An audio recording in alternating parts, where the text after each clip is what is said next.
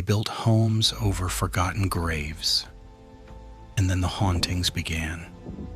Welcome to Cryphion Case Files, where real mysteries come alive. In the early 1980s, families searching for a quiet life moved into a small neighborhood in Crosby, Texas.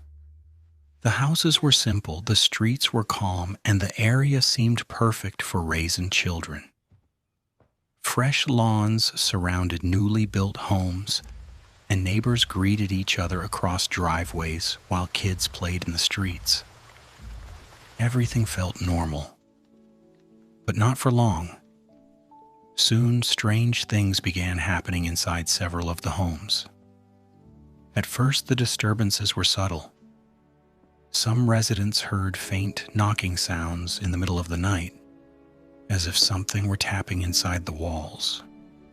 Others noticed doors slowly opening by themselves, even though the air inside the houses was completely still. Then the reports grew stranger. Several families claimed their children were waking up at night, saying they had seen someone standing silently in their bedrooms. When parents rushed in to check, the rooms were empty. Some residents said they saw dark shapes outside their windows, only to find nothing when they looked again. But the most disturbing signs came from the ground itself. In several backyards, the soil began to look strange. Patches of earth appeared disturbed, as if something underneath had shifted. Dark mud pushed up through the grass in places where no digging had taken place.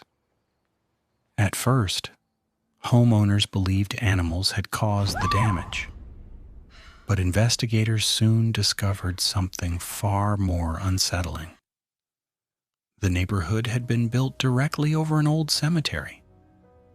Long before the houses existed, the land had served as a burial ground. Over time, records had disappeared, the graves had been forgotten, and developers unknowingly constructed homes over the resting place of the dead. When this discovery became known, many residents believed the strange events finally made sense. People began connecting the knocking sounds, the shadows, and the strange smells to the graves buried beneath their homes. Some claimed they saw figures moving quietly through their yards late at night. Others said their children spoke about visitors inside the house who did not belong there. Fear slowly spread through the neighborhood. Families who had once believed they had found the perfect place to live now felt uneasy inside their own homes. Some packed their belongings and moved away, leaving the neighborhood behind. The quiet streets of Crosby were no longer known as peaceful.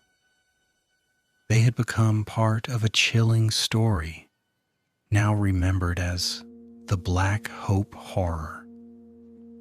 And even today, the question remains: what happens when the past refuses to stay buried?